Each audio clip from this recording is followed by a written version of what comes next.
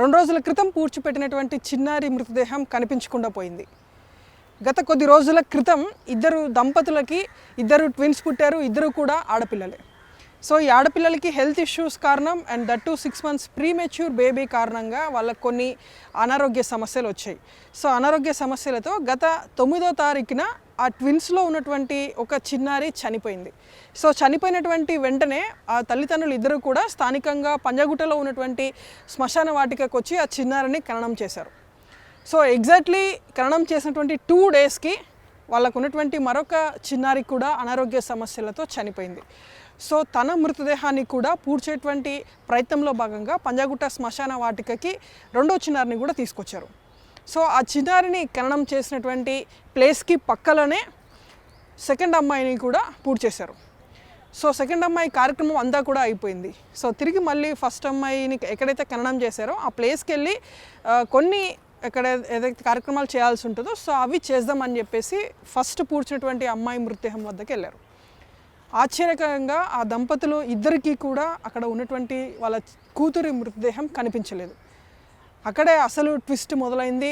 వాళ్ళు తీవ్ర ఆందోళన చెంది సరౌండింగ్స్లో ఉన్నటువంటి చాలా ప్లేసెస్ని అంటే శ్మశాన వాటిక ఆవరణలో చాలా ప్లేసెస్ని వెతికారు. అక్కడ ఎక్కడా కూడా చిన్నారి మృతదేహానికి సంబంధించిన ఆనవాళ్ళు లభ్యం కాలేదు. దీంతో ఒక్కసారిగా పోలీసులకు కంప్లైంట్ చేశారు. సో పోలీసులు కేసు నమోదు చేసి ఇక్కడికి వచ్చి క్లూస్ టీమ్స్ని కూడా తీసుకొచ్చిన తర్వాత అసలు విషయం బయటపడింది. ఎగ్జాక్ట్లీ ఈ ఇన్సిడెంట్ అంతా ఎక్కడ జరిగిందో సో ప్రజెంట్ ఆ ప్లేస్లో మనం ఉన్నాము. సో ఆ ప్లేస్ని మీకు చూపించే ప్రయత్నం చేస్తాను. సో ఇదే ప్లేస్లో మొదట పూడ్చినటువంటి చిన్నారి మృతదేహాన్ని ఇక్కడ పూడ్చిపెట్టారు 3 days క్రితం. సో ఈ ఇన్సిడెంట్ జరిగిన వెంటనే మరొక చిన్నారికి సంబంధించినటువంటి మృతదేహాన్ని పూడ్చినటువంటి ప్లేస్ ఇది ఎగ్జాక్ట్లీ మనకు కనిపిస్తున్నటువంటి ప్లేస్. దాదాపు ఒక 20 meters ఉంటుంది 2 మృతదేహాలను ఖననం చేసినటువంటి ప్లేస్కి. సో ఒక చిన్నారికి సంబంధించి ఇక్కడ టోటల్ ఆ ప్రాసెస్ అంతా కంప్లీట్ చేశాక మళ్ళీ ఒకసారి ఈ ఫస్ట్ పూడ్చినటువంటి మృతదేహం వద్దకు వచ్చారు. ఇక్కడికి వచ్చి చూస్తేనే పేరెంట్స్కి అసలు ట్విస్ట్ మొదలైంది. ఎక్కడా కూడా ఇక్కడ మృతదేహం లభించలేదు. సో ఎక్కడైతే వాళ్ళ పాపకు సంబంధించిన డెడ్ బాడీని పూడ్చారో ఆ ప్లేస్లో మనం చూడొచ్చు ఒక బండరాయి మనకు కనిపిస్తుంది. సో వాళ్ళ పాప మృతదేహాన్ని ఎవరు తీసుకెళ్ళి ఉంటారు అనేటువంటిది ఇప్పుడు పేరెంట్స్కి ఉన్నటువంటి పెద్ద క్వశ్చన్ మార్క్. తీసినటువంటి వ్యక్తులు తీసారా లేదంటే కుక్కలు మృతదేహాన్ని తీసుకెళ్ళయ్యా అనేటువంటిది ఒక $1 million క్వశ్చన్గా మారిపోయింది. అటు పోలీసులతో పాటు కుటుంబ సభ్యులు ఎవరి వర్షన్ వాళ్ళు వినిపిస్తున్నారు.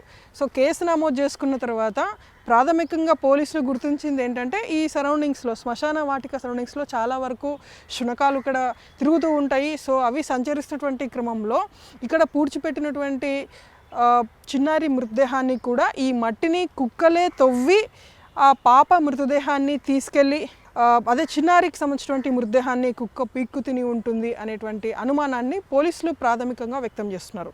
కానీ అక్కడ ఉన్నటువంటి చిన్నారి పేరెంట్స్ మాత్రం మరొక వర్షన్ చెప్తున్నారు. ఇక్కడ కనిపిస్తున్నటువంటి గుంత తీసినటువంటి ఆనవాళ్ళు చూస్తే ఎక్కడా కూడా ఒక డాగ్ ఈ స్థాయిలో ఈ మట్టిని తీయలేదు అనేటువంటి అభిప్రాయాన్ని అయితే వాళ్ళ కుటుంబ సభ్యులు వ్యక్తం చేస్తున్నారు. అమావాస్య ఈరోజు ఉంది, కానీ ఈ ఖననం చేసినటువంటి ప్రొసీజర్ అంతా కూడా 2 days క్రితం నుండి జరిగింది.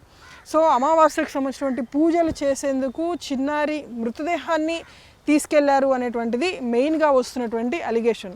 సో అలిగేషన్స్ని పోలీసులు కొద్ది వరకు కన్సిడరేషన్లోకి తీసుకున్నారు. కానీ దానికి తగ్గటువంటి ఆనవాళ్ళు ఎక్కడ కూడా పోలీసులకు ఇప్పటి వరకు లభ్యం కాలేదు.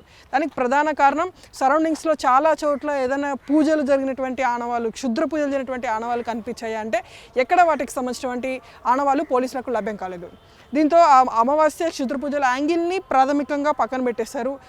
వాళ్ళకు ఉన్నటువంటి మెయిన్ లభించినటువంటి క్లూ మాత్రం సరౌండింగ్స్ అంటే ఈ ఖననం చేసినటువంటి ప్లేస్కి పక్కనే చిన్నారి బాడీకి సంబంధించినటువంటి పార్ట్స్ అన్నీ కూడా పక్కన చింతరవందరంగా పడిపోయి ఉన్నాయి. సో వాటిని ఇప్పటికే సీజ్ చేశారు. సో వాటిని FSLకి ఇప్పటికే పంపించారు. అక్కడ ఉన్నటువంటి వాళ్ళ పేరెంట్స్ DNAతో ఆ బాడీ పార్ట్స్కి సంబంధించినటువంటి అక్కడ ఆ DNA కూడా పంపించారు. సో అవి 2 మ్యాచ్ అవుతే కనుక దాదాపుగా కేసు ట్రేస్ అయిపోయినట్టే అని పోలీసులు చెప్తున్నారు. కానీ ఆ FSL రిపోర్ట్ రావాలంటే ఈ DNA ప్రాసెస్ జరగాల్సి ఉంటుంది. సో ఆ రిపోర్ట్స్ మ్యాచ్ అయిన తర్వాతనే అసలు ట్విస్ట్ అంతా కూడా బయటపడనుంది. సో ఇప్పటి వరకు ప్రాథమికంగా పోలీసులు జరిపినటువంటి ఇన్వెస్టిగేషన్లో ఎక్కడ క్షుద్ర పూజల ఆనవాళ్ళు లేవని చెప్పేసి మాత్రం చాలా క్లియర్గా పోలీసులు చెప్తున్నారు. ఎందుకంటే నిన్న మొత్తం దాదాపు డే అంతా కూడా బంజారాహిల్స్ పోలీసులు ఇక్కడికి వచ్చి సరౌండింగ్స్లో ఎక్కడైనా క్షుద్ర పూజలు జరిగినటువంటి ఆనవాళ్ళు ఉన్నాయా అనేటువంటిది వెరిఫై చేశారు. కానీ ఎక్కడ కూడా అట్లాంటిది లభించలేదు, ఎక్కడ అట్లాంటిది కనిపించలేదు అని చెప్పేసి పోలీసులు చెప్పారు. సేమ్ టైం సీసీ కెమెరాస్లో ఏమన్నా కనిపించిందా అంటే ఇక్కడ మనకి ఎంట్రన్స్తో పాటు కేవలం కొద్ది ఏరియా మాత్రమే సీసీ కెమెరాస్లో కవర్ అవుతుంది. సో ఎక్కడైతే ఈ ఎపిసోడ్ ఇదంతా కూడా జరిగినటువంటి ప్లేస్లో మనకి ఎక్కడ సీసీ కెమెరాస్ అనేటువంటివి లేవు. సో అసలు వాస్తవం ఏంటి అనేది అటు సీసీ కెమెరాలో కూడా రికార్డ్ కాలేదు కాబట్టి ఎవరికీ తెలీదు. సో నిజంగానే కుక్క అక్కడ ఉన్నటువంటి మట్టిని తవ్వి చిన్నారి మృతదేహాన్ని తీసుకెళ్ళి పీక్కు తిని అక్కడ పాడి పార్ట్స్ని పడేస్తుందా, లేదంటే ఎవరైనా ఇతర వ్యక్తులు ఇక్కడ ఉన్నటువంటి కాటికపరులు కావచ్చు, సంబంధం లేనటువంటి బయటి వ్యక్తులు ఏదైనా క్షుద్ర పూజల కోసం ఇక్కడికి వచ్చి చిన్నారి మృతదేహాన్ని తీసుకెళ్ళి ఈ అమావాస్య రోజు ఈ పూజలు జరిపేందుకు ఈ బాడీని ఏమైనా తీసుకెళ్లారా? ఈ రెండు క్వశ్చన్సే ఇప్పుడు చాలామంది కూడా చర్చించుకుంటున్నారు. అటు పోలీసులకు కూడా ఈ కేసు ఒక సవాల్గా మారిందని చెప్పాలి. సీసీటీవీ కెమెరాస్ ద్వారా చాలా కేసులను పోలీసులు ఛేదించగలిగారు అత్యంత తక్కువ టైంలోనే. కానీ ఈ కేసు జరిగి ఇప్పటికి దాదాపు 2 days గడుస్తుంది. ఎట్లాంటి సీసీటీవీ విజువల్ కూడా ఈ కేసులో ఇప్పటివరకు లేదు. సేమ్ టైం ఇక్కడ సీసీ కెమెరాస్ కూడా లేవు. సో ఇదే పోలీసులకి ఈ కేసును ట్రేస్ చేసేందుకు కొంచెం కష్టంగా మారిందని చెప్పాలి. సో టెక్నికల్ పరంగా లేదు కాబట్టి సర్కమ్స్టాన్షియల్ ఎవిడెన్స్ పైన పోలీసులు డిపెండ్ అయి ఉన్నారు.